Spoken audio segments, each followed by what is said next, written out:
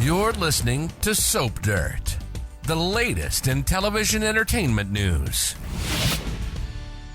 Hey, General Hospital fans, I've got your weekly prediction edition. We're going to talk about Ronnie kicking Tracy out of the mansion and lots more stuff. It's Belinda from Soap Dirt. I've got predictions for Drew and Michael, for Rick and Liz, for Felicia and Nathan, for Anna and Carly, and also for Ronnie and Tracy. And hey, if you're not following us, reach down, hit that subscribe button. Let's get right into it. Our very first prediction, Drew turns Michael into the cops for allegedly shooting him. Monday spoilers have Sonny summoning Michael to Diane and Alexis's office, and Sonny tells Michael, "You're gonna need a lawyer." That same day, Drew tells Willow it's not a matter of if, it's a matter of when. Same day, Drew is pushing Willow. Tuesday, Nina is put on the spot and Willow thinks the worst of Michael. And by Thursday, Anna realizes something startling. So Drew's already determined to make Michael go down for the shooting. He's made it clear he's going to lie. He's going to act like he recovered a memory. He and Martin talked about it. But this week's events may force Drew to make that accusation ASAP. The second he gets out of the hospital, he may head down to the PCPD because Willow's alibi is gone poof because Nina was spotted on the cameras at her apartment at the time of the shooting when Willow didn't even want that alibi from Nina. So Anna and the PCPD found the gun at Liz's place on Friday. Anna's bringing Liz down to the station and asking, "Where's your roommate?" And Drew is likely worried Willow is going to be arrested. He doesn't think she shot him. I'm sure he also thinks that gun was planted. And of course, the question is who. But I think Drew may realize that he's got to tell Anna he remembered Michael coming into the house and maybe he turned away from him and then he shot him or something like that. That way, the heat's off Willow. Michael goes down. Plus, he had just made an offer to let Willow see the kids with supervised visits. And Drew doesn't want Willow to get any closer to him. Drew wants to give Willow what she wants, so she will choose him. Our second prediction, Rick tells Elizabeth she saved his life and he loves her. So on Tuesday, Rick has a fever dream basically about Elizabeth. In his drug-addled fantasy, Rick and Elizabeth are embracing. It's looking very romantic. If you like Rick and Elizabeth, I think you're going to enjoy this scene. So Rick is due to be released soon by the Davis Jerome coven that has him strapped to a gurney, which he totally deserved. Ava was feeding him sleeping pills to keep Rick compliant, but then he was cheeking them and tried to escape, held a knife to Alexis's throat, and Ava knocked him out again.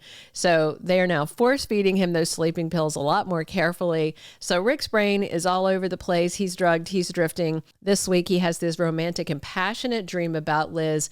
Clearly, Rick is still head over heels in love with her. And after this dream, once Ava, Alexis, and Kristina let him loose, I think he may beeline to Liz to declare his love. Now, Rick could tell her that he was held captive and his love for her got him through, and then he swears Liz to secrecy. But I kind of doubt he will tell her, because if Rick blabs about his ordeal, then Liz may find out about his blackmail and that he was helping steal money from a kid's trust fund, which won't do him any favors with Liz. So I do suspect Rick will have to keep it zipped and pretend he was at electronic rehab or whatever. And instead, he may tell Liz that she was all he thought about while he was away. But, we have to wonder, is there any chance for Rick and Liz after this ordeal? Our third prediction, Felicia senses something off about this Nathan person.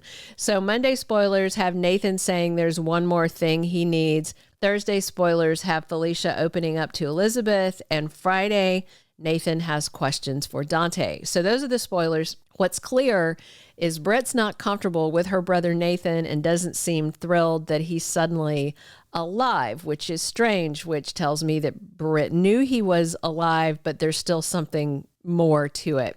And it has Jason asking questions like why Britt didn't want Nathan to meet James. And now with Felicia opening up to Liz, it may be that she feels a disconnect. Something is off about Nathan. Remember when Felicia first saw him in that bed, she almost passed out because she was like, no, it can't be. Precious Nathan, is dead. Felicia may just notice that Nathan's not acting like himself, more so than as explained by a coma and 7 years being missing. So I feel like that might be Peter looking, wearing like a Nathan skin suit. So I just wonder if Felicia will tell Spinelli she can't believe that it's Nathan. There's just something off. Her sixth sense, her spidey sense is something. And Nathan told Nina he doesn't know where he's been for the last 7 years, but is this Nathan-looking person lying? So Dante talks to Nathan this week. He's got questions about what went on while he was gone. But the more time people like Dante and Felicia and others talk to Nathan, people that know him well, I wonder if other people will start sensing something's not quite right. Our fourth prediction, Anna tries to break Carly's alibi. So on Friday, spoilers have Anna going looking for Brennan, and Carly does some poking around. So Anna already suspects Carly. She doubts her alibi because Brennan is her alibi, and he's a professional spy-level liar. So she never bought it. The gun that shot Drew was found at Liz's place conveniently after Michael took off when Anna tried and failed to serve a search warrant at the Q's. And it's bizarre that both Michael and Carly were at Liz's house. Both were left alone there. Carly while Liz was upstairs talking to the plumber. Michael for even longer when Elizabeth let him wait at her house to talk to Willow. So Anna knows that Liz didn't shoot Drew. So she's going to keep digging. Michael's a top suspect. Drew may make that accusation that he's been planning to for a while. I also think Carly wants the cops to look at her instead of Michael. She may even act guilty.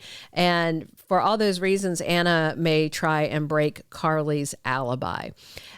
I think the alibi is not legit anyway, and she may be happy to let it get broken to protect Michael.